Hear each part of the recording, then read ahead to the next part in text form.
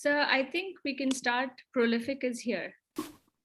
Okay, we can start now.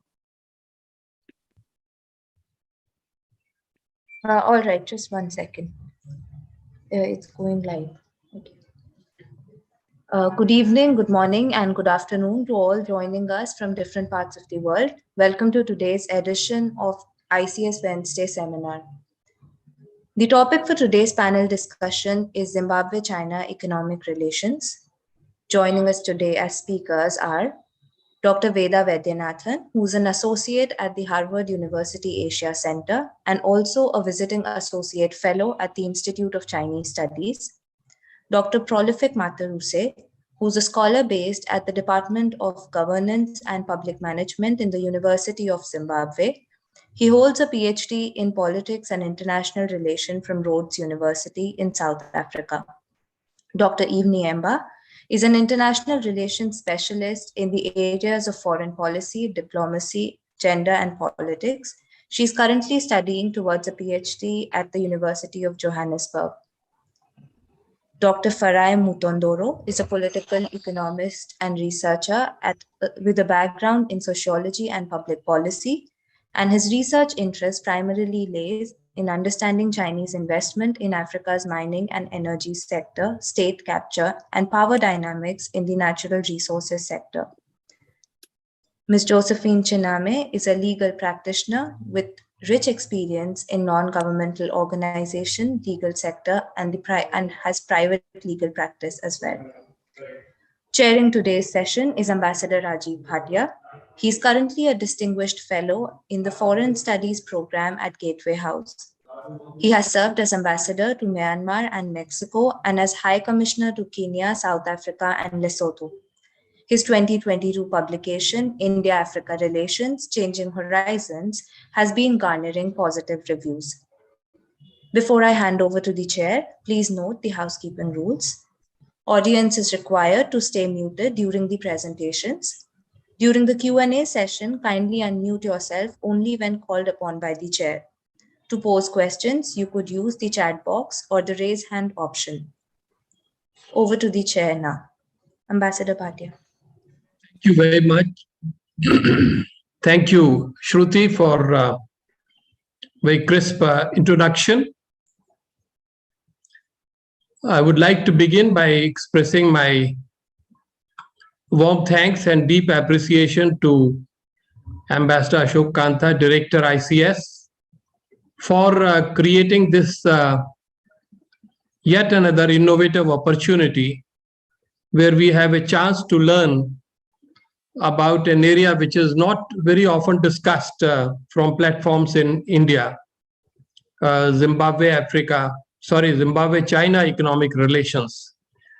I've had the chance to participate in similar programs in the past where Dr. Veda Vaidyanathan was the driving force behind that kind of activity, and I'm quite confident that this one will also be of very high quality and intellectual caliber. By way of opening remarks in the next 3 or 4 minutes, I would like to really refer to the fact that when we talk of Africa, a continent of 54 countries, we end up talking about the transitions in Africa.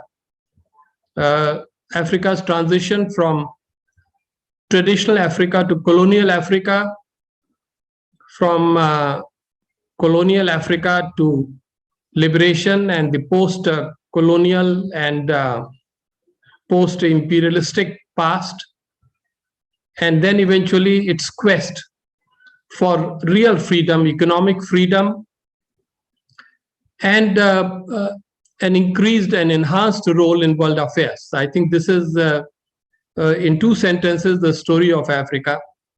And in that context, I think it's also very important that the world's knowledge of Africa still remains limited. Therefore, any activity of the kind that we are embarking upon is always of great value. I mean, for example, today the issues hitting the world headlines, Ukraine or Taiwan, if somebody raises the issue as to what is Africa's views on Ukraine or on Taiwan, very few people would be able to hold forth on that. But on the other hand, the world has views on politics in Africa, on economy in Africa, on social progress in Africa, on COVID in Africa. So there is that imbalance that I'm referring, and we are trying naturally through this particular effort, conceived, curated by ICS, to bridge that kind of knowledge gap. Now, from that broader level, let us come to a central issue, which is the role of China in Africa.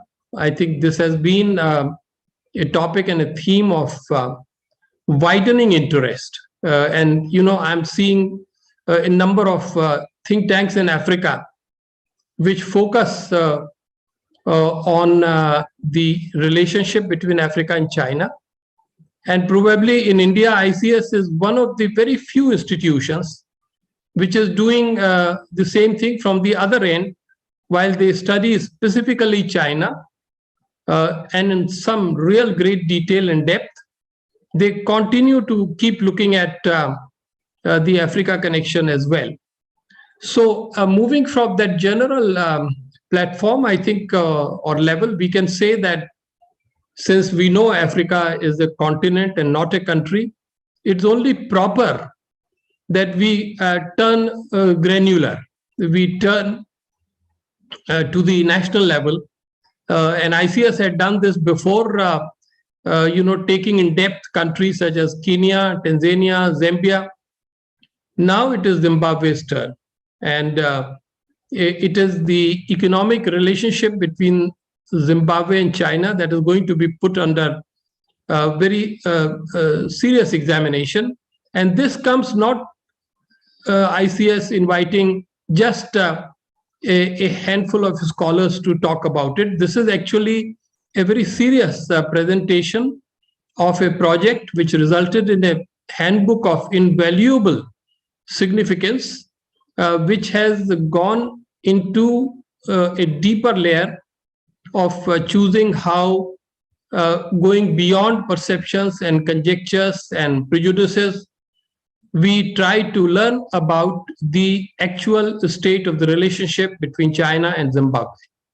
This is largely confined to the economic side.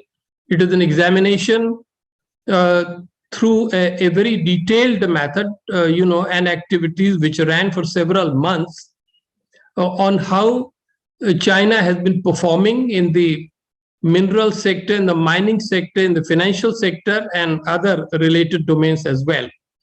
So I'm truly looking forward to this. I think it will be a great opportunity for all of us, on the one hand, to assess China's global role, particularly in Africa, and even more importantly, how a premier African country, Zimbabwe, looks at the role of China. So with these initial remarks, I think it is now for me to invite Dr. Veda to take it forward from here, and we will be all ears to you, Veda. Thank you, sir. Let me just quickly share my screen. Can you hear me? Yes.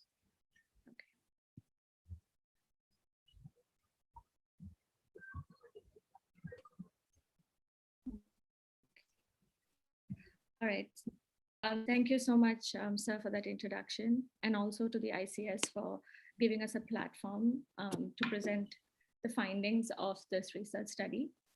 As the ambassador mentioned, the study is part of a project that was undertaken by the Zimbabwe Environmental Law Association and by the Ford Foundation. And the idea was to do a granular study of China's engagement in the mining sector, as well as in the financial services sector in Zimbabwe. We at the ICS got interested in the study because as you know, ICS has a China in the World research vertical. And under that vertical, in the last few years, we've been doing several projects pertaining to China, Africa. I mentioned we do infrastructure development in Tanzania, Kenya. We had Chinese investments in Zambian agriculture. So we had the opportunity to work with ZELA on this project to help them design the study and to curate a team and to design the methodology specifically and come out with a handbook. We were pretty excited. So just before we go into the specifics of it, to those who might not be too familiar, this is like a quick snapshot of this is getting the kind of this statement just came out on Tuesday, and it was released by China's customs agency. So according to them, the two-way China-Africa trade currently stands at $254 billion. And it's been a $67 billion increase in the last year. So what's happening in the discourse is a lot of Chinese, African countries, Africa, Nigeria, are important. Zimbabwe context, why is China specifically important? So before we actually got into the project with ZELA, I had several conversations with the director, Mutuso, and he was sort of explaining to me that, for years, Zimbabwe has followed a looky strategy. This is particularly after Western sanctions were imposed on the country. So much so that Mugabe had famously Chinese, and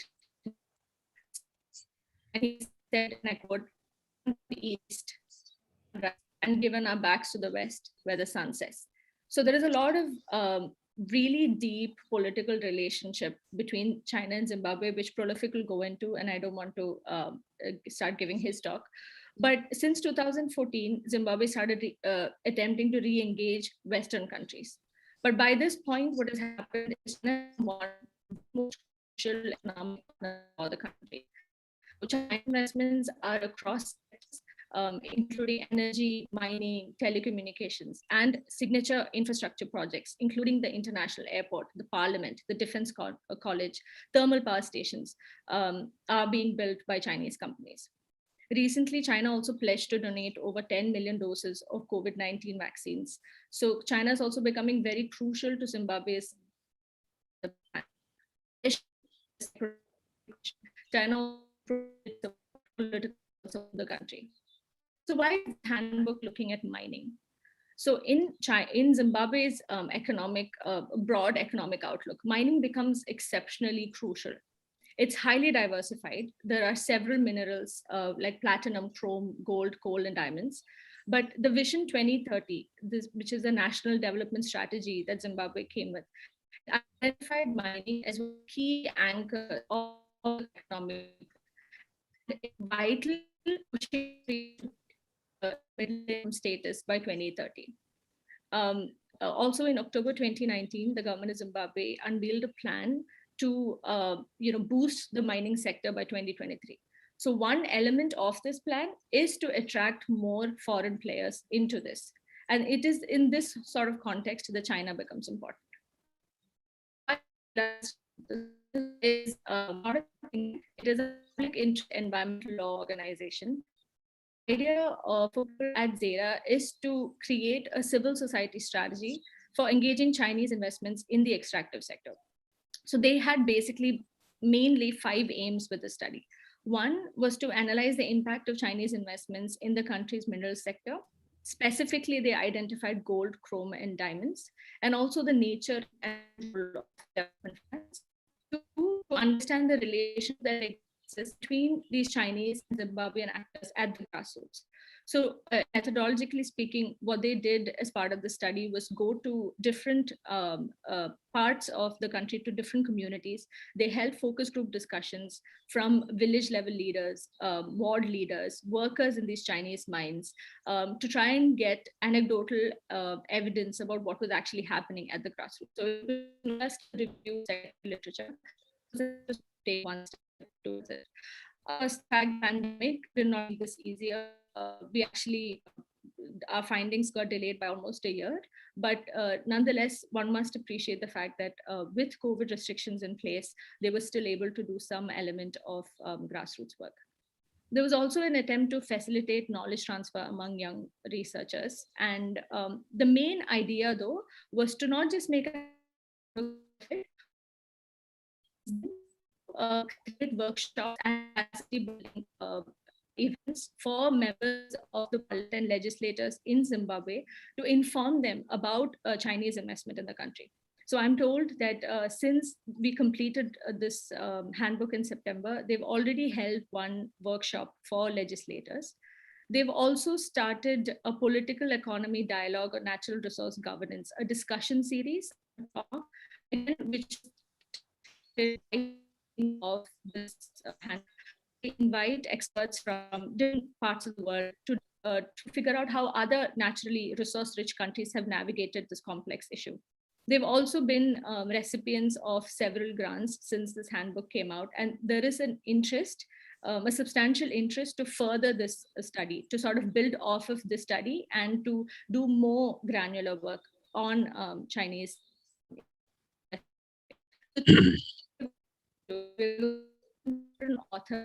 Authors talk about research aims for their chapters, how they went about it, and what are their insights. Thank you.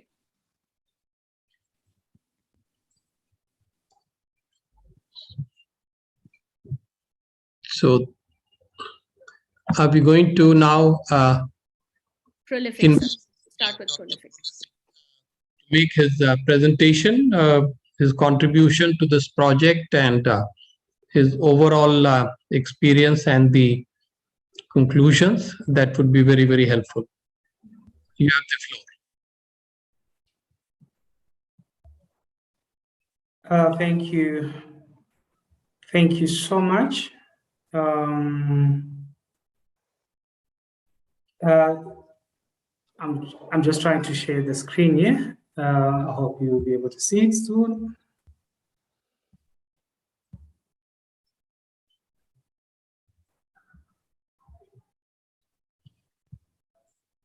Okay.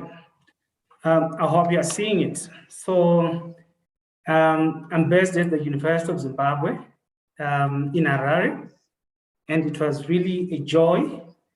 It was really a joy having to do this project with Veda and the rest of the guys. It was a wonderful learning experience for me, and I took a lot. But in preparing as well for this presentation, I thought that maybe some people might not know where Zimbabwe is located. So I put up a map of Zimbabwe there. It's a global map. You can see Zimbabwe in Southern Africa. There in red, that's the country that we're talking about. It's a country full of history, full of controversy as well. It's a lot is happening in that country. So it's the country which is the subject of discussion. I'll show also some context that I should help people as to understand as well where we are coming from. In myself, my research mainly focuses on interrogating help from various countries. Previously, I've been researching around Western assistance to democracy activists and how problematic it was. And also the kind of research that we are doing, that we've been doing currently, is research that builds a lot on what has been done in the past in terms of the non-aligned movement, the work of Julius Nyerere, and others. We established the South Center in 1986. So it's sort of got a historical resonance a lot. So it's not also just about the Chinese, but also about understanding external and foreign assistance in general. And so that was really a learning curve for me, because I had concentrated a lot on the Nordic countries, the US, UK, etc. It's about improving aid and investment. How can we make those things? How can we make those things better? So, in terms of China and Zimbabwe, the history is very long. It's over 600 years, at least that's what the literature says. But the major assistance really starts to happen in the 1970s, when Zimbabwe wages, alongside many countries in the South, wages a liberation movement. And it's mainly what has become the ruling party in Zimbabwe, which is called ZANU. Back then, it was sort of two major liberation movements, one called ZANU and that one called ZAPU, that were in touch with China and other countries that were supporting liberation in Africa. But then you notice that when Zimbabwe attained its independence in 1918, there was the establishment of diplomatic relations, not just with China, but with most countries in the East as well, and with countries in the West. But what we inherited probably from that interaction with China was a socialist influence. And you find when we get independence in 1918, Zimbabwe is destined to be a socialist state. We talk about one-party state, things like that. But you find by 1990, we have abandoned that kind of rhetoric. We actually move to a Western Washington consensus kind of approach. This relationship that we had between Zimbabwe and China, yet sort of a quid pro quo arrangement, a give and take situation where you find Zimbabwe would vote with China on certain controversial issues like the One China policy, the Tiananmen Square, in China would also in return vote in favor of Zimbabwe, like veto sanctions on Zimbabwe in the United Nations. So it's been a give and take kind of relationship. So what happened is that in Zimbabwe, eventually there was a land reform in 2000 and many other problems that surrounded the land reform. Eventually, that led to economic sanctions from the West, the EU, Canada, and the United States. Then Zimbabwe needed a lot of investment and assistance from other countries, which were not its traditional partners. So a policy, or maybe a mantra, so not really a policy, was adopted, which was a look east policy. But some have argued that the look east policy was not really a look east policy. It was more something like look China, because China became the predominant player. Yes. So that's the background to the research. So what were some of our objectives? I have added something there on my slide, if you're seeing it, where I said lofty objectives. They're lofty in many ways because China is a tricky subject in the country. So yeah, but it was important we have some of these objectives to identify who is doing what, where, actor mapping, to try to determine amounts, the nature of the kind of investments that are happening, the kind of record that's been there, transparency, stakeholders, the labor relations, because these are topical issues, environmental and community impact, accountability. Then eventually we focus more on investments in chrome, gold, and diamonds. So these were the objectives. And we believe this is something to build from, especially for a project that conducted. I also thought I could make a note on method, on the methodology in general. The data itself is not somewhere where you can just go and collect it. The data is very discrete. It's scattered, it's disparate, it's anecdotal. Sometimes it's not really credible sometimes, but that's the data that is actually in existence. I think by the end of the presentation, you probably understand why I'm saying that. So one of the biggest sources of data is actually newspapers, in particular state newspapers, because they tend to state the official position, and they tend to be authoritative in transactions that are generally opaque. So they tend to have the inside information. You find, like, for example, I gave a project, an example there, the Kariba North, there was a discrepancy between funding of a hydroelectricity project in Zambia and in Zimbabwe. The state newspapers adequately explained or at least gave out some explanations to which we extracted some information that was useful, because they were trying to justify the discrepancies, why the same project that was happening in Zimbabwe was more expensive than the same project happening in Zambia. There was 100 million difference.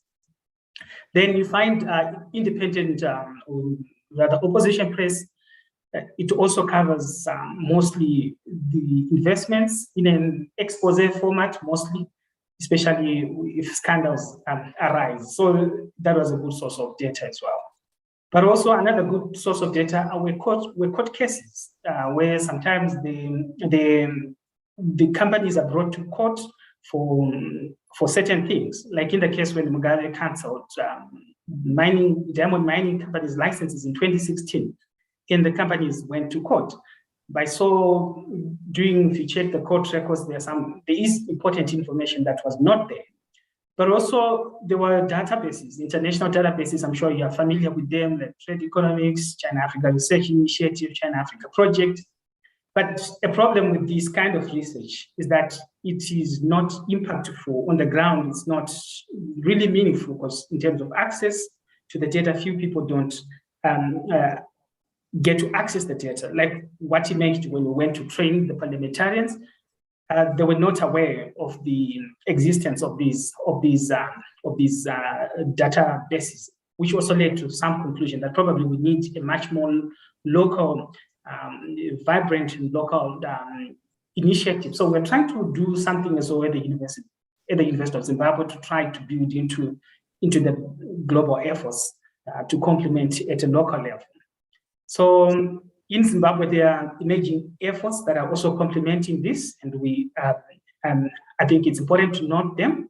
We was talking about natural resource governance, extraction, and natural resource-backed loans, illicit financial flows. So mostly there's the Zimbabwe Environmental Law Association, which is ZELA, the Zimbabwe Coalition on Debt and Development, and Transparency International Zimbabwe. So these are usefully translating data that's made at a global level to make sense at a local scale. But also of use, especially when you went to the communities, where interviews and focus group discussions, which I think were very touching, and reviewed how much of what gets hidden within the numbers. When you say a certain amount was invested in a particular area, you don't get to know the experiences that the people really went through. But when you went to talk to the people in the interviews, the people that stay in the communities, it was always touching. When you see a grandmother who has lost a cattle, which fell into an unrehabilitated,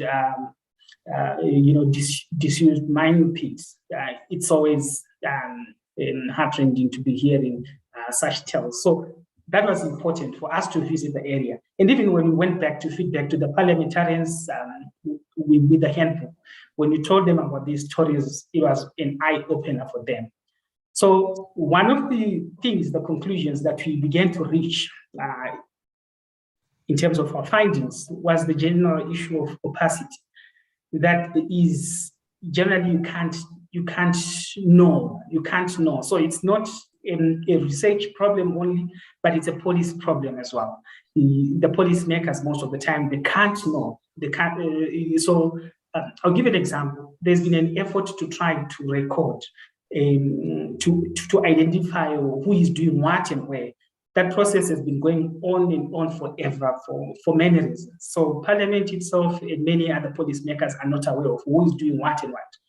So there is need for tracking investments, because we felt that there is a temptation. Mugabe always tried to correct that impression that Chinese investment is about investing in minerals only, and yet it's not about that. So the chapter 2 of the handbook actually makes evident that Chinese investments, they've made, for example, in energy, it's over 12 billion investments in energy, in hydro, in thermal, in solar, in lithium, of which with Chinese new policies in terms of carbon policies, Zimbabwe there's been worry about what's going to happen to ongoing thermal upgrades to key energy infrastructure in Zimbabwe. Is it going to stop or what? It's been something that's been a point of concern. Lithium, there's also been a lot of noise around that. But you find there's been a lot of Chinese assistance in ICTs, particularly in the form of controversy, with Huawei making some controversial, or rather receiving some controversial contracts It's also been taken to court several times, and the court transcripts and court records are very useful to look at. In transport, in agriculture, in military, in tourism, in construction, in health, you find the Chinese are so much visible. Yes. So in terms of opacity, just to illustrate, there was a court case in 2020, December 2020, actually in the judgment in the High Court of Zimbabwe, where the Minister of Finance and the government were told to make public or to disclose the contents of deals with the Chinese, in particular from Afreximbank. I think we might, or some people might not really get the gravity of this, but I picked some examples that might help people understand the gravity of the opacity. So first, in 2019, there was a problem when the Chinese government corrected and complained that the Zimbabwean government had understated the assistance that had been given by the Chinese government by 133 million. So the Zimbabwean government said in its budget 3 million, and the Chinese embassy in Harare corrected and said 136 million, which was a difference of 133 million. And there was a dispute that people have come to know about the 10 million withdrawal by the government of Zimbabwe from a project that was supposed to happen, the renovation of Robert Mugabe Airport in Harare. But what's more worrying and what's more concerning is that all these deals with all the investments, most of them, especially the loans, have not been ratified by the Parliament of Zimbabwe.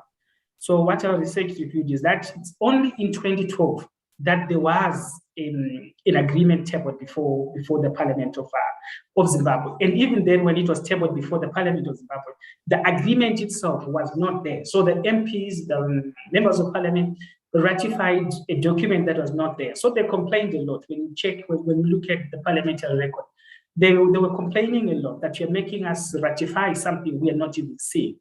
That emphasizes why the court, the High Court of Zimbabwe, has now given a decision which is yet to be fulfilled in terms of compliance. And maybe what's more concerning was a constitutional amendment in Zimbabwe end of last year, that now allows such kind of investments and loans to not come through Parliament. So the government can essentially have a loan and an agreement without even parliamentary oversight. That's really a point of concern. So because of these things, the findings that we present today are very tentative. We are grappling at straws in many ways, but I think it's a good start. It's somewhere to start from. Yes. So that said, I will also speak to chrome, gold, and diamonds. So I will start with chrome. Zimbabwean chrome has been controversial in that Zimbabwe has the second largest deposits of high-grade chrome after South Africa. So that has been a point of controversy. It has attracted a lot of investors, including Indian investors. So the biggest company in terms of steel in Zimbabwe is some company called Zisco, and another one called Zimasco. But the one called Zisco, there was a company called ESA from India, which was interested. Actually, the deal was signed. A $750 million deal was signed, and it was sealed, but the deal was never consumed. It was during the Government of National Unity in Zimbabwe in about 2014, 2015. And currently, the workers of that company, Zisco, are in a lot of problems as a result of the collapse of the deal, the failure to consume that deal. But the problem also in Zimbabwe is that the sanctions on Zimbabwe resulted in a lot of movement of investors out of Zimbabwe. And the Chinese presented themselves as a capable investor in many ways, in terms of them having the money to buy the equipment and also to buy the chrome. So that was something that they really did, and they stepped up to that. But when you look at Chinese involvement in terms of chrome in Zimbabwe, which they are still trying actually they're making overtures to government to clinch Zisco and Zimasco, these major steel giants in Zimbabwe. You find generally there are about four strategies that they adopt. So first is that they want to buy the big shares in the companies. Sometimes there's partnerships with small miners, and the small miners find the Chinese very, very easy to deal with than the official channels, which sometimes the payments, there are problems with the payments, but then when they're dealing with the Chinese, it's almost like swift everything. But there are problems of underpayments there in that trade with the Chinese. Then you also find that there is a direct link between the investment in energy and the chromite mining that the Chinese are doing. Then you also find that there's been an issue of friendship with the government of Zimbabwe, which has protected them from indigenization laws. Because one thing that Mugabe left was a 51% legacy in terms of foreign investments. You're supposed to have, locals are supposed to have a 51% stake in that. But what happened is that when Mugabe was removed in 2017, the new regime in Harare said that the 51% issue had been forgotten. Now it's only certain minerals, diamonds and platinum, that are minerals that the indigenization clause applies to. So this is an important protection that comes from the friendship. You find the same issues continue when it comes to gold. Zimbabwe has got vast gold reserves, 30 million tons. Most of them are still to be exploited, and the Chinese, amongst many other players, foreign investors, have also taken advantage of the opportunity. So after 2013, in 2013, Zimbabwe had a government of national unity. It collapsed, and after that, you find gold production, the economy generally went down. But when Mugabe is removed in 2017, gold production begins to peak.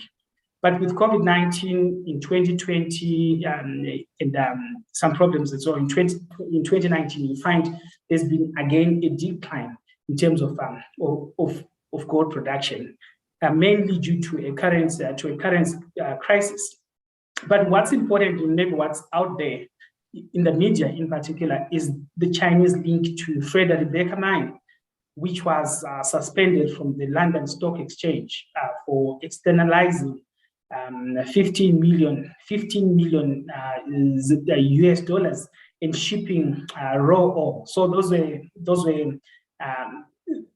that's the major sort of problem, major scandal.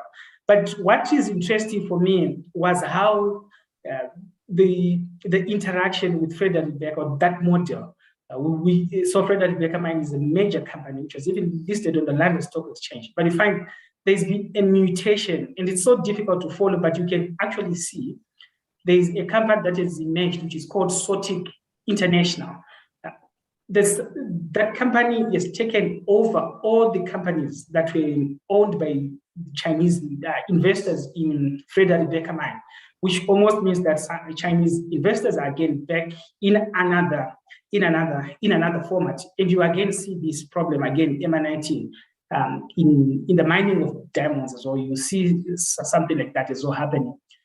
But also what we realized when we went to the fieldwork was that mostly Chinese investors are sometimes in competition and sometimes complementing artisanal mining in the communities. So this is something we also witnessed in the mining of chrome, in the mining of granite, which is something that we're not focusing on, but which is now a big issue about Chinese mining of black granite. So when you also spoke to the communities where gold is being mined, there was talk that these small-scale Chinese miners are not conducting themselves well in the communities, especially in terms of consulting the communities and protecting environment and other sacred sites and the cultural rights within the communities. So what's happening is that the Chinese are a significant actor in a balance, especially right now as Zimbabwe is seeking international engagement under Mugabe because of sanctions. We're isolated as a country. Now Zimbabwe is seeking international engagement and re-engagement. So when it comes to gold, in particular, we're seeking readmission to the London Bullion Market Association to enable the country to sell its gold in a legitimate way. Otherwise, currently, it's the other ways, the undercover ways that are prospering. So you're making some very fascinating points, and it's of great interest to all of us. But may I request you to try to conclude in the next 2 minutes in order for me to be fair to other panelists and also the audience. Okay, thank you. Thank you. So the same problems are again observable in diamonds, and Zimbabwean diamonds are world famous rather for Mugabe's claim that 15 billion worth of diamonds went missing. Again, you find the same issues. Court cases were very important in terms of data. Maybe what's important before I go to the conclusion part is that in 2016, Mugabe removed all the companies, including Chinese companies, from mining in the diamond mining fields. But in 2020, those companies are back.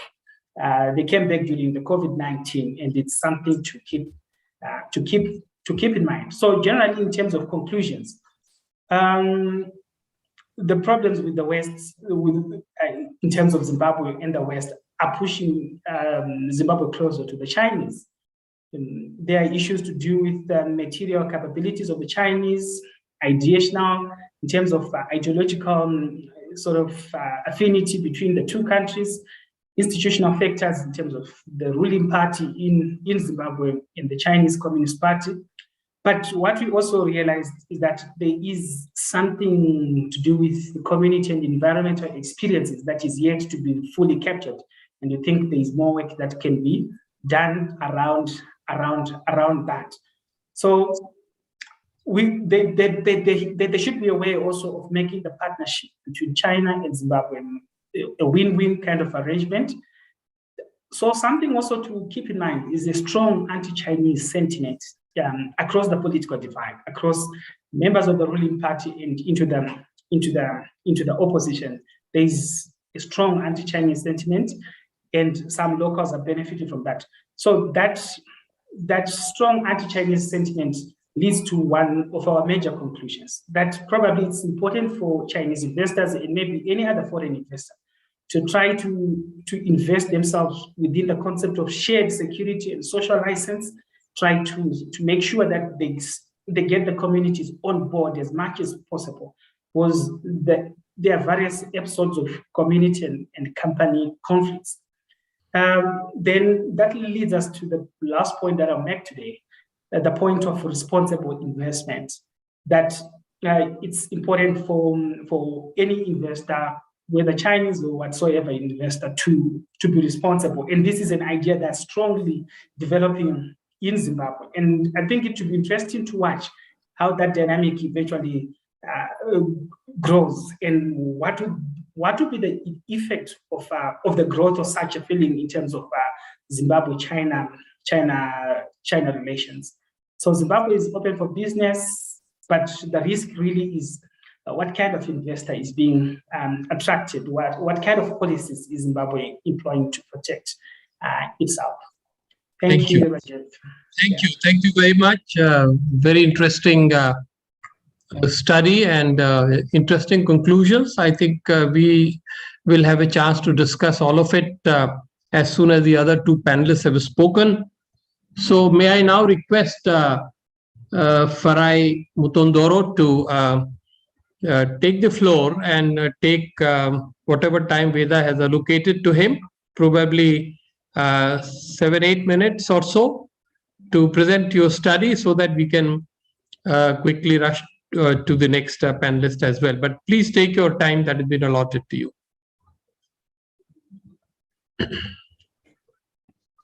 Thank you much. Again, my name is Farai Tondoro, and I'm representing the African Institute for Environmental Law, which is a think tank arm within ZELA with a mandate to undertake research and offer training and capacity building to policymakers, students on natural resource governance in Africa.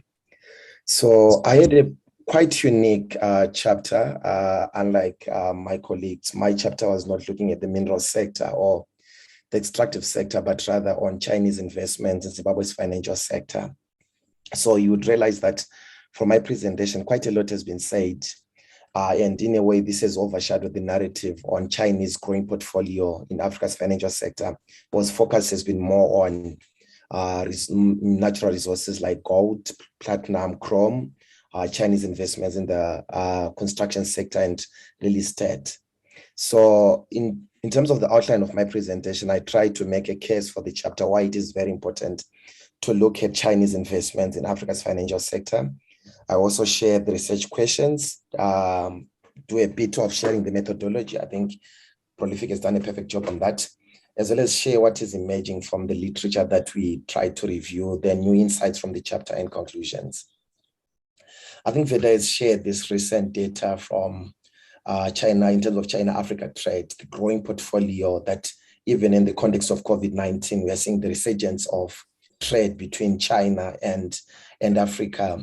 Unfortunately, Zimbabwe is not one of the big countries that China is doing so much trade with. And I think I'll try to explain that is very, very important for my chapter. In terms of locating why we looked in and zoomed in on the financial sector, you'd realize that much as literature is showing that China's growing portfolio in Africa is rising, the financial sector is not receiving fair attention.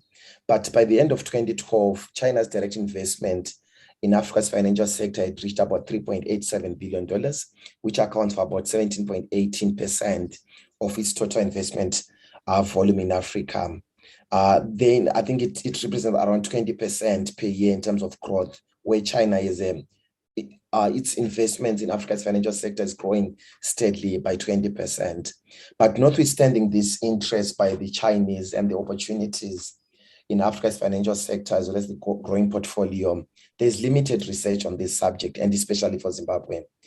Chinese investments in Zimbabwe's financial sector, they are overshadowed by Chinese investments in critical sectors like healthy, mining, and energy, and this COVID narrative.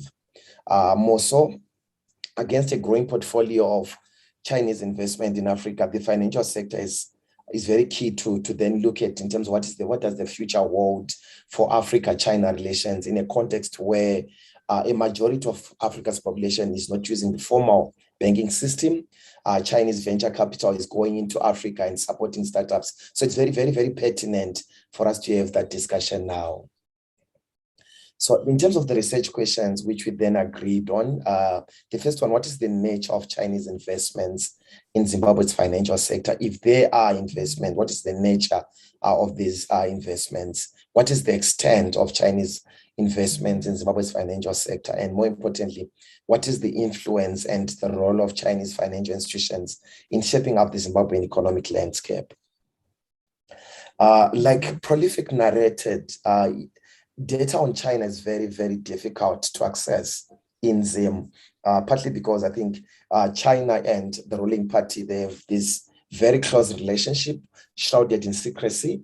So for you then to get data primarily through your key informant interviews is very difficult. So I had to rely more on secondary data in the form of journal articles, research papers, newspaper articles. But thanks to this huge portfolio of data, which I got from Veda, from the Brookings Institute, I think there's quite a lot being written about China's investments in the fintech sector, but not so much about Zim. So I think I also tried to, we tried to interview officials from the Chinese embassy. That was very difficult. We tried to organize for key informant interviews with Chinese mining companies, as well as Chinese companies operating in Zim, to understand how they are financed and how they access loans. That was very difficult, owing to the very sensitive nature of China-Zim economic relations. In terms of the unit of analysis, which is the financial sector, we define the financial sector as a sector in the economy which is made up of firms and institutions that provide financial services to commercial and retail customers. So in terms of the institutional lineup, we are looking at banks, investment companies, insurance companies, and real estate firms. That was the definition that we tried to use in trying to understand Chinese investments in the financial sector. Then from literature review, in terms of what is emerging from literature review, one key source of information has been the white paper. I think the most recent is the 2021 white paper, where China is making it quite clear that they are keen on investing in service industries that produces zero pollution and consume little energy. And this has become a new highlight for China-Africa cooperation in recent years, of which the Africa's financial sector then it does fit so well in that definition of a key service industry with zero pollution and limited energy consumption. From the white paper, I think what is very notable from the 2021 white paper is that Chinese investments in subsectors such as scientific research, technology services, transport, warehousing, and postal services has more than doubled in 2020.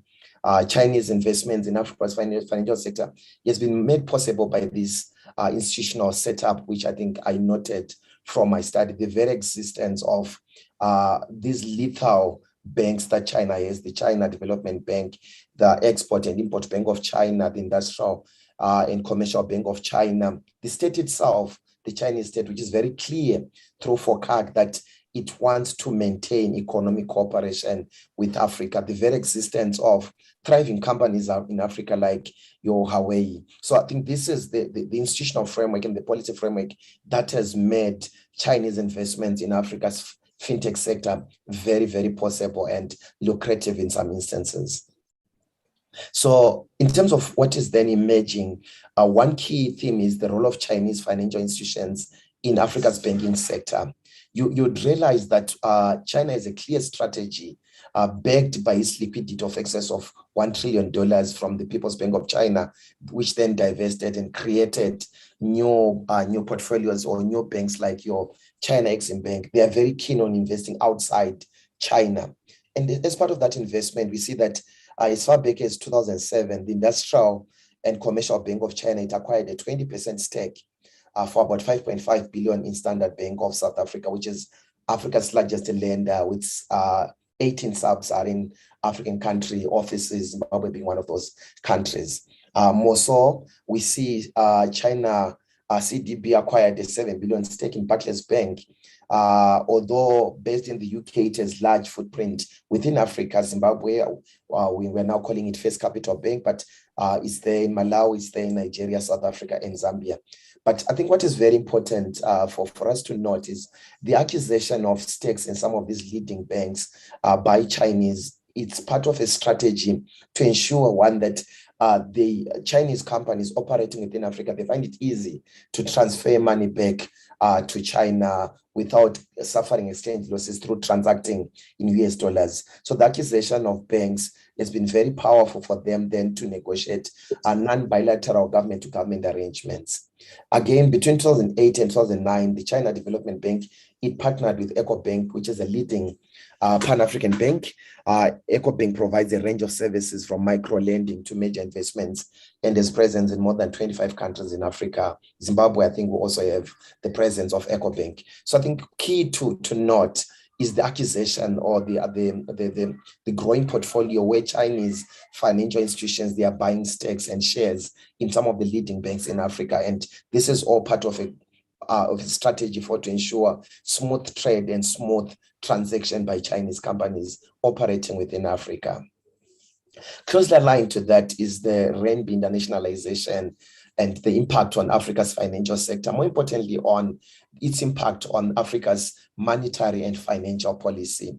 We are noting from data that because of the growth of the Chinese economy over the years, this has set in motion an agenda to then internationalize or expand the use of its current, the RMB. So much such that in 2015, the IMF Executive Board recognized the use of the RMB in the special drawing rights basket of currencies. And as a result of that, South Africa and Nigeria have signed currency swap agreements with China, while Kenya, Zimbabwe, Botswana have shown a strong interest in using the RMB as a reserve or settlement currency.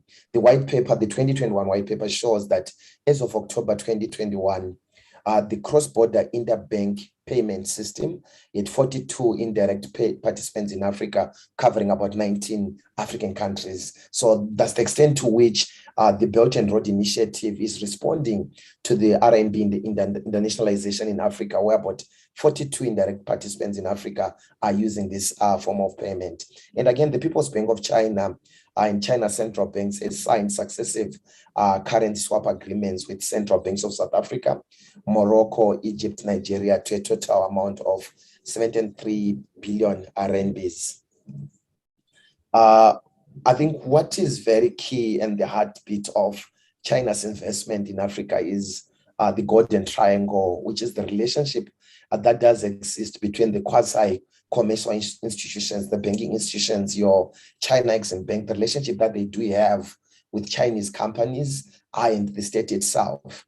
We are seeing that the African fintech space has over the years interfaced with companies like your Huawei and ZTE. But Huawei's operations in Africa, they are supported by Chinese banks through China Exim Bank and CDB. These institutions have provided billions of dollars to facilitate the uptake of Huawei technology. I think there's big data from the Center for American Progress identifying the expansion of these loans, where African governments or even outside Africa, governments are getting loans to support 5G development from these banks. Then Huawei then gets a contract to implement and provide this service. Within Africa, CAP identified 99 non-Chinese state-backed projects for the uptake of Huawei technology across 46 nations. Africa was the largest borrower with around $4.661 billion to Chinese banks. So China is creating business for itself. They give a loan to government of Zimbabwe. Then as part of the loan conditionality, the technology should be acquired and should be provided for by Huawei. So the China Exim Bank alone has financed 45 of these remaining of these projects. Then I think access to these loans has allowed China to undercut competitors like your Siemens, because they get these loans at a very low credit rate as compared to loans that are provided by Western institutions. So that map then tries to show the landscape of Chinese loan-backed projects involving Huawei in Africa. You can see from that map that the loans, they range from $23 million up until up to $834 million USD across Africa. We are seeing that many African countries, they have been part of this loan conditionality because of the need to digitize, because of the need to ensure that you respond to the Internet of Things, because that's the narrative nowadays. So governments, they are trying to move away and take advantage of the Internet and digital services in terms of money transaction and so forth. So China is located itself and with a huge opportunity going into the future. Closely aligned to that, I think I ought to talk about mobile money penetration and bankability within Africa. You would see that if you look at the digital footprint within Africa, there are about 1.2 billion registered mobile money accounts. Much of the African population, they do not use your normal and your formal banking channels of having an account with Standard Bank, Barclays Bank, and so forth. They are transacting using mobile money services. So about 1.2 billion registered mobile money accounts within Africa, of which over 2 billion is processed daily by this mobile money industry. 300 million month of active accounts, about 5.2 million unique agent outlets globally, Then within Africa, you'd realize that as of 2020, I think alone, there were about 1.2 billion registered accounts, mobile money registered accounts, of which 300 million were more active. So this is so much that China is taking advantage, where Africa is a youthful population, a population that is not using the formal banking channel and is using your M-Pesa, your One Money, your EcoCash in the context of Zimbabwe, and your Tebi in Ethiopia. China is there to support these transactions, as shown by this slide. So data from Digest Africa indicates that Chinese investments in Africa's fintech space and startups has increased, especially in some in the year 2019. Chinese venture capitalists, they're moving away their money from America and coming into Africa. In 2019 alone, Chinese investors, they did spend about 240 million on 3 African startups. And these are one, a startup in Nigeria called Gowring Capital Source. I think you will need to really conclude in 2-3 minutes, please. Okay, yeah, sure. So let me try to move with speed. So I was trying to show the landscape of China responding to this market impetus where there's huge business opportunity through Huawei. So I think what is more important to note is Huawei mobile money services has been launched in 19 African countries, including Kenya, Ghana, and Republic of Congo. That slide tried to provide some data on who are the investors behind OPay and PalmPay. So when we come then to Zim, I think one key point to take note of is Zimbabwe's financial sector is not that lucrative owing to hyperinflationary environment, lack of market confidence, and liquidity crisis in Zim. So Zimbabwe is there's limited Chinese investments when you compare Zimbabwe to Kenya, South Africa, and Nigeria. But nonetheless, we are seeing that Chinese financial institutions like your China Exim Bank have had a huge financing role supporting state institutions and private companies. And this is some of the data where China Exim Bank in 2011, they provided $334 million to the provision of agricultural machinery. In 2012, $162 million for the expansion of the Victoria Falls Airport. In 2014, $319 million for refurbishments and reconstruction at Zimbabwe Power Company. But besides the state-owned companies, China is also providing loans to private companies like your Econet, which is the largest mobile company in Zimbabwe. They got a loan of $500 million from China Exim Bank from CDB rather in 2015, and Sinosteel, a Chinese-owned company, got they got money from the China Africa Development Fund in 2007.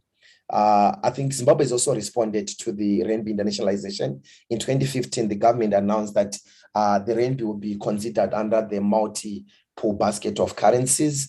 And in 2015, we saw that the government of Zimbabwe signed to this China-Zimbabwe's current swap agreement. But more importantly, I think banks such as Standard Chartered Bank of Zimbabwe are now offering RMB savings accounts, which allow Chinese entities to operate within Zim.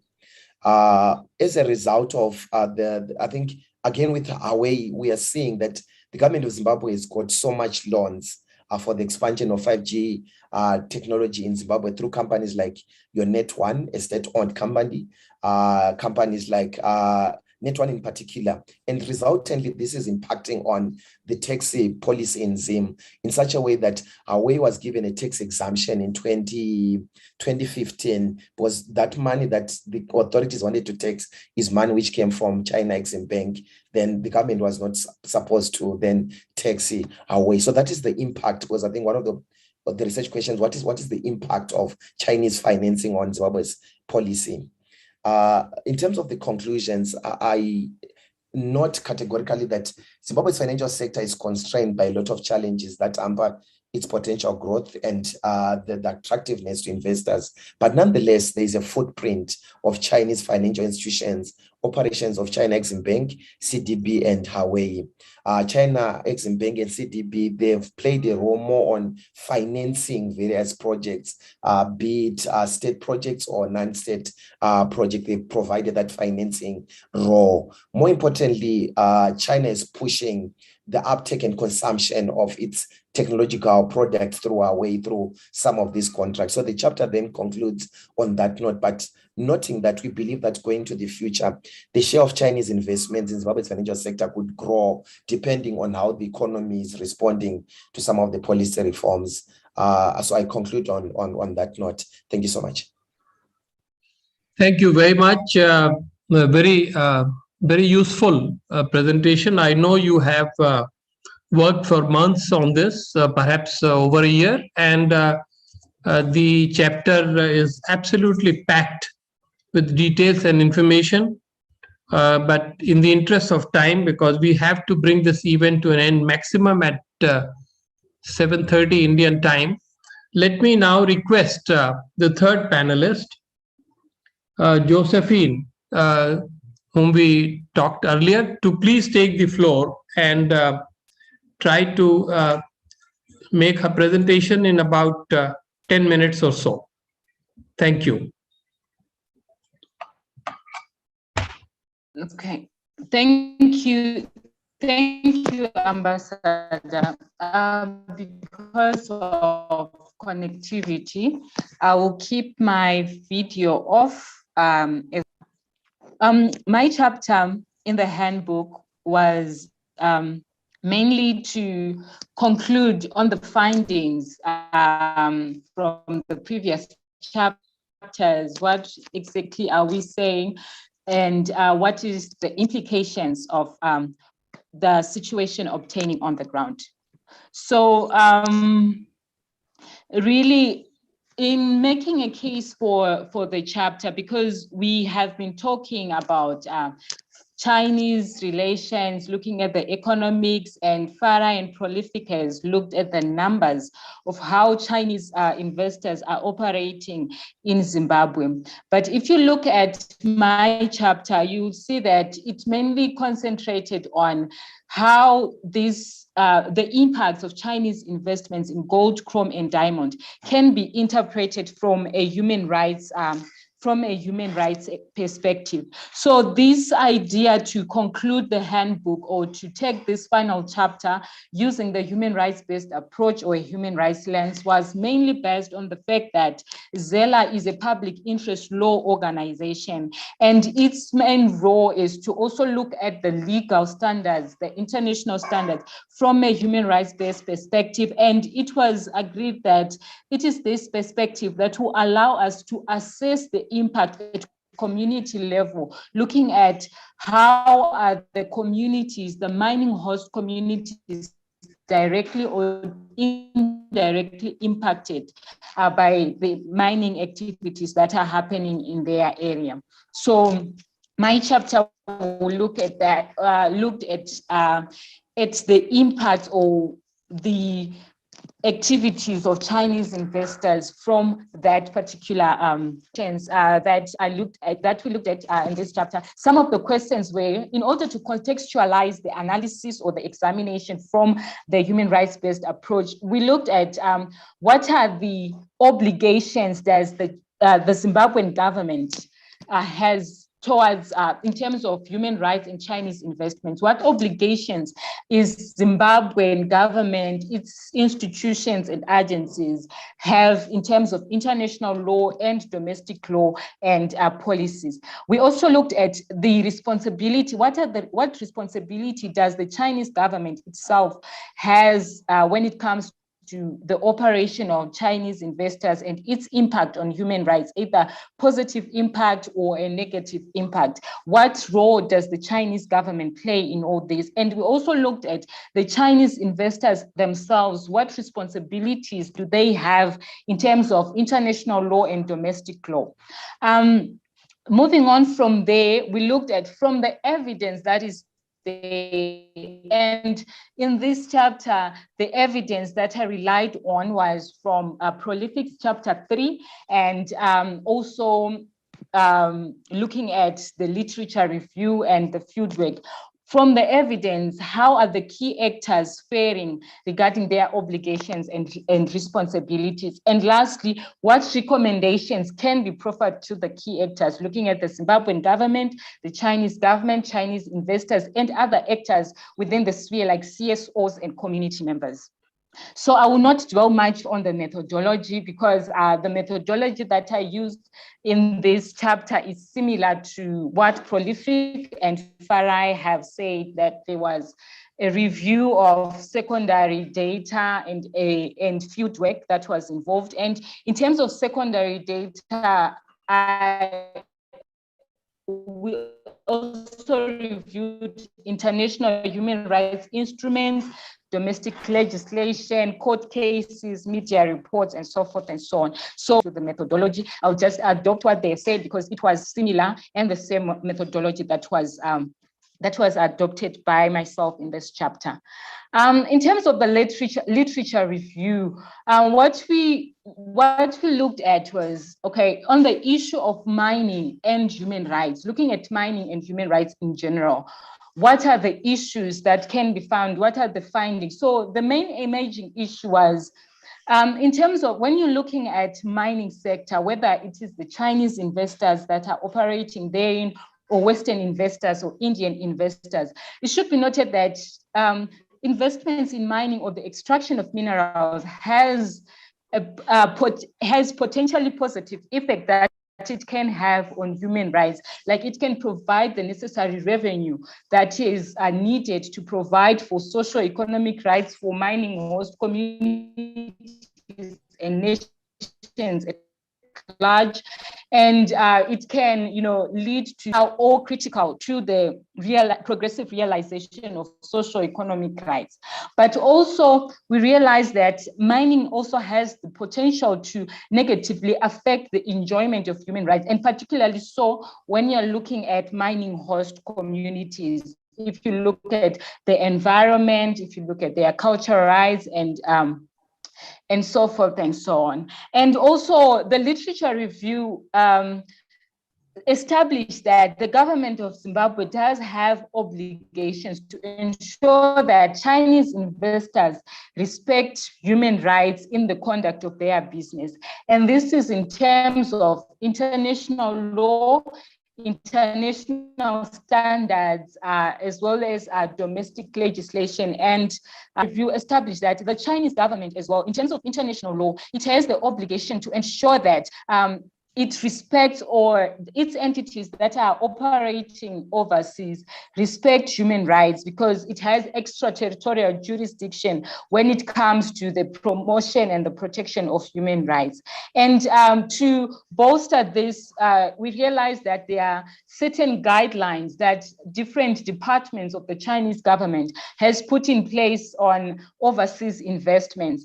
And also, when we also looked at, we also established that the Chinese investors themselves have a duty to respect, and again, it is in terms of international law, domestic legislation, and association guidelines that different industry associations in China have put in place to ensure that there is sustainable outbound investments. And so the research, if you look at Prolific chapter 3, when you get the time, you'd see that there are positive impacts that the Chinese investments have brought to Zimbabwe as a nation at large. And at community level, the research also established that there are certain positives. If you look at most Chinese mining companies, they do employ locals at their establishment. You have local employees, sites or mining companies, and there are certain issues regarding or relating to community development that Chinese companies also assist community with. For instance, if the communities, they've assisted communities to build a school block, and in others, they also assisted in some rehabilitation of roads. But however, though there are these positives that I have mentioned, the research from the insights from the key informant interviewees, from the participants, from the focus group discussions, and the at large, that people feel that people view Chinese investors as bringing more harm or more negative at level than the positive. For instance, Chinese company local. If you really the type of employment, like decent being at the mining site, you'd that there are many labor claims. For instance, the long some work hour shifts per day, issues of non-payment of salary monthly or weekly contracts, and also the leave and among other complaints or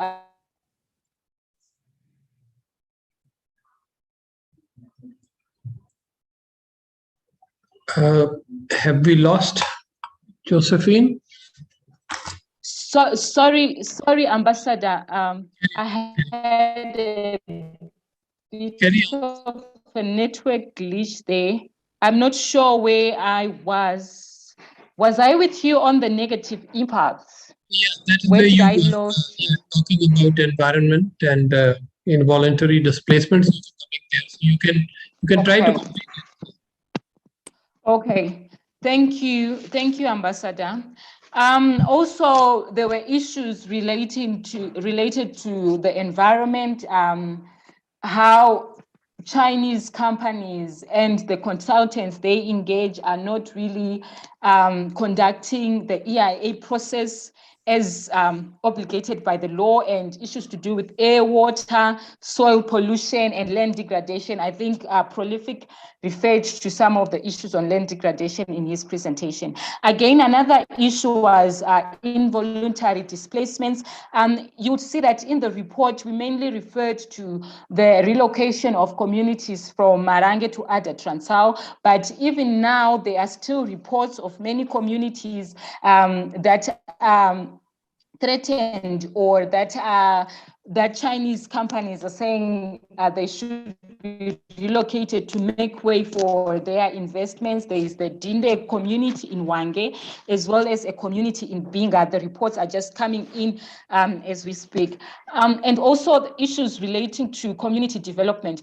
Communities feel that Chinese companies are not doing much to maintain or rehabilitate their community infrastructure. If you look at roads, because these mining companies, these mining activities mainly happen in rural areas. And some of the roads are not built to carry the heavy traffic that mining entails. So communities feel that companies are not rehabilitating their roads, and their right to culture is in most instances violated, because there are certain cultural practices that Chinese investors are not respecting when they get to these communities. And also communities, the research reviewed that communities and people at large feel that because of the political connection between Chinese investors and the ruling party, they cannot really, and that is why there is a lot of impunity in the operations of Chinese investors. So looking at the human rights obligations and what all the chapters revealed with regards to Chinese investments in Zimbabwe in the 3 minerals that I have mentioned. Some of the key recommendations to the government of Zimbabwe were the issues to do with institutional capacity to strengthen the implementation of the already existing regulations, and also to see where there is need for legal and policy review, and also the need to promote inter-agency or intergovernmental cooperation within the government of Zimbabwe and between the government of Zimbabwe and China, and also a legislation review on transparency and accountability, as well as community participation. I think Prolific did a good job in mentioning some of the issues that are there with regards to transparency and accountability. And also we recommended that in most instances, Chinese investors will be in joint ventures with state-owned enterprises. So if those state-owned enterprises can lead by example on how we are supposed to do business, how we are supposed to foster human rights in conducting mining activities, it will also lead to Chinese investors acting better. And also we realize that though China has clear policy, what it intends to achieve in Africa, such a policy is lacking. And particularly if you look at Zimbabwe, we really, okay, just a minute and I'll conclude. Yeah, and some of the recommendations to the Chinese government was to put in place a mandatory human rights due diligence recommendations for civil society, like assist in capacity strengthening, continue with evidence-based research, create multi-actor engagement spaces, networks, and engage other human rights treaty bodies to ensure that these issues will not continue. Thank you, Ambassador, for the time. Thank you very much. I'm really sorry that I made this a kind of a habit to interrupt each of the three panelists. I regard Africans as my brothers and sisters, having served and lived in your continent for many, many years. And I therefore know that there are some common bonds between us at the people's level. But I think our audience recognizes, and the fact that the number with which we began is still staying with us, we recognize that all the three panelists and the one which did not join us have done remarkable work, over a long period of time. And I think they were very keen, first of all, to explain to us the detailed research methodology that they adopted. They didn't want to say that, here is what we discovered and, take it. They explained as to how they went about in a very professional, in a very academic, serious manner. And then they did the description and analysis of issues, and each of them came out with their conclusions and takeaways. I just want to hold my, overall perceptions of their findings at this stage, because I'm very conscious that it's very important for the audience to speak a little bit. And I think if there are questions, if Veda, you pick up any question, I have picked up one question from Ambassador Rana right in the beginning. I hope the panelists have seen that. He said that this can be taken by any panelist. I think essentially he was asking the question, why Western nations are not investing amply in Africa, in Zimbabwe, when there is so much of mineral wealth there waiting to be used and leveraged. So on this question, maybe we should go to Dr. Prolific and request you very briefly, in flat 1 or 2 minutes at most, to answer this question, please.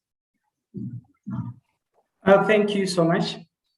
I think the first thing is that I think the West has been of late reluctant to adopt a proactive policy in terms of Africa, not just Zimbabwe.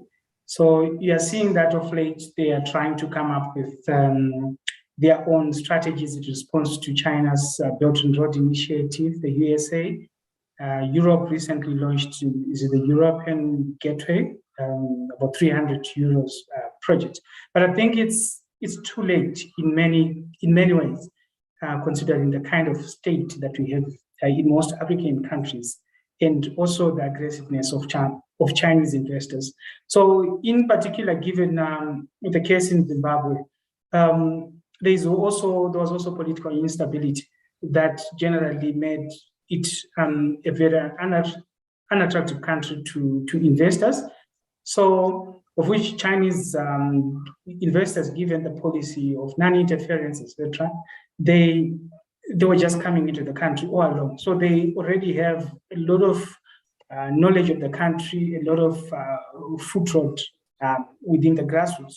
But also, one major problem, in particular with Western countries, regarding the riches in the country and the investment, is the question of sanctions on Zimbabwe, where you find you have to act within a system where if you are an investor coming into the country, you have to be allowed to come into the country. So when you look at the EU sanctions or the American sanctions, they're very clear that no company should come into the country.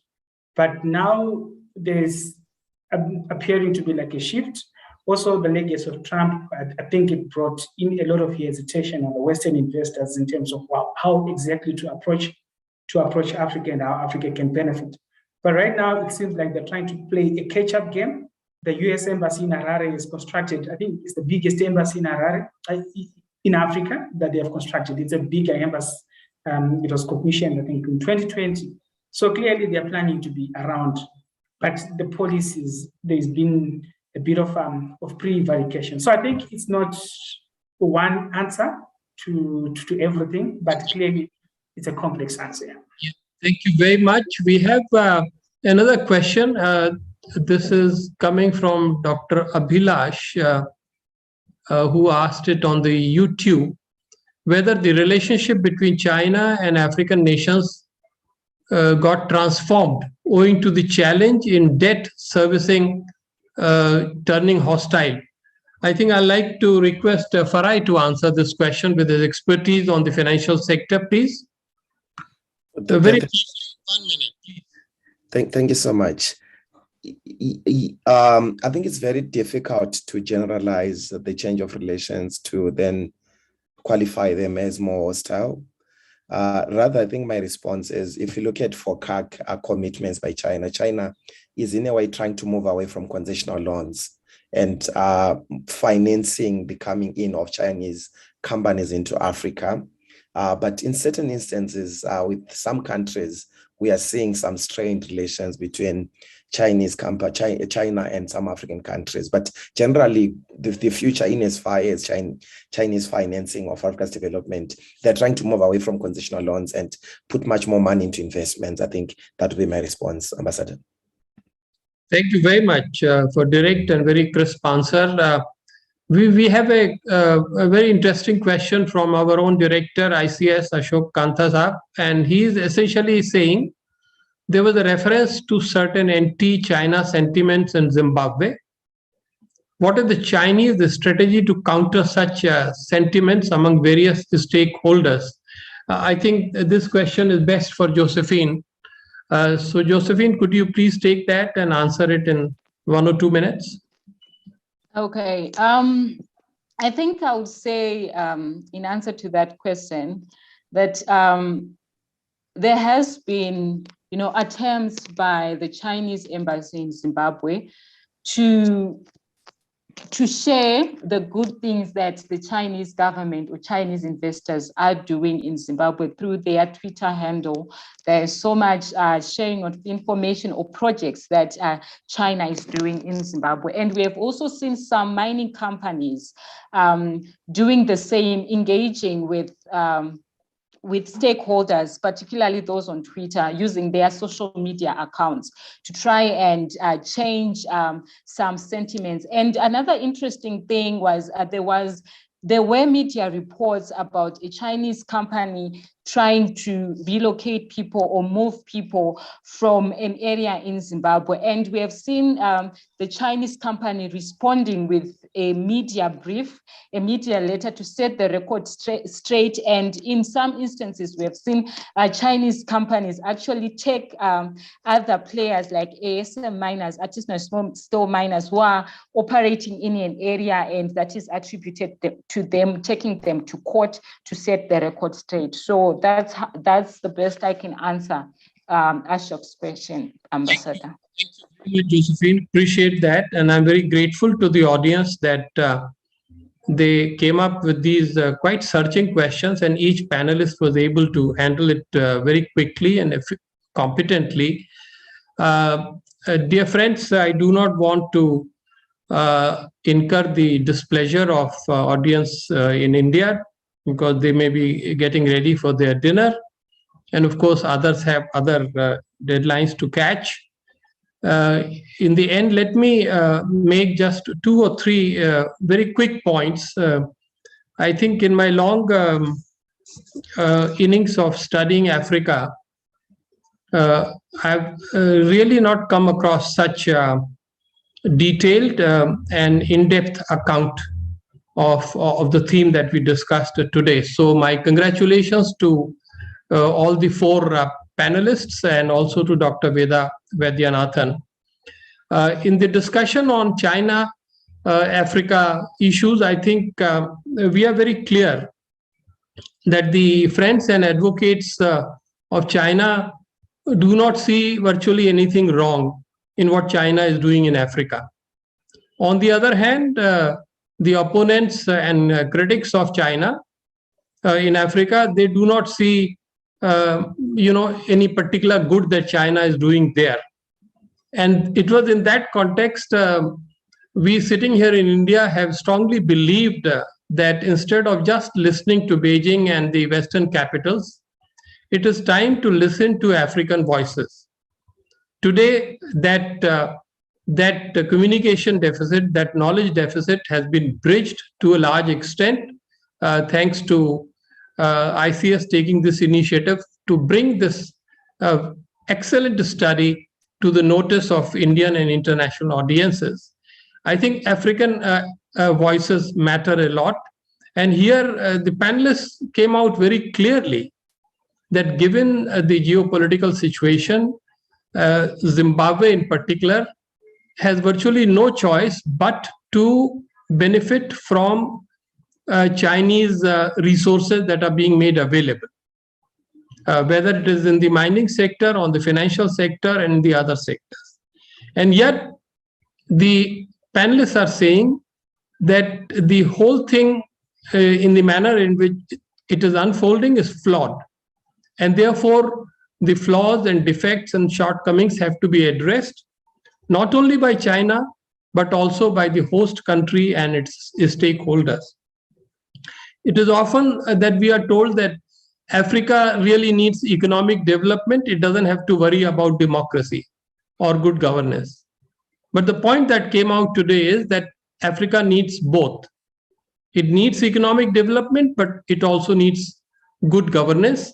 And some of the panelists have pointed out as to how it is incumbent on Zimbabwe and by implication African nations to fix the problems that they are encountering. And I think it's also incumbent on the world, particularly a country like India, which is very strongly competing or learning from Chinese experience in India, to say that African voices, African views, African assessments deserve a great deal of attention and consideration. So dear friends, I hope you would agree with me. This was a very worthwhile 90 minutes that we have spent, but I would like to end by saying that it is a superb handbook. I think each of us should download it, keep it, and even if you can't read the whole virtually 175 pages, if you could simply look at the summary and the key takeaways and conclusions and absorb them, you would have much to talk when you further research and discuss China's role in Africa and therefore in the world. Once again, congratulations to the panelists, to Dr. Veda Vaidyanathan, and my very warm thanks to ICS. Thank you for close attention, and let me now wish you a very good evening and good morning, good afternoon to the others. We hope we will meet again to discuss Africa in depth, because Africa is the future.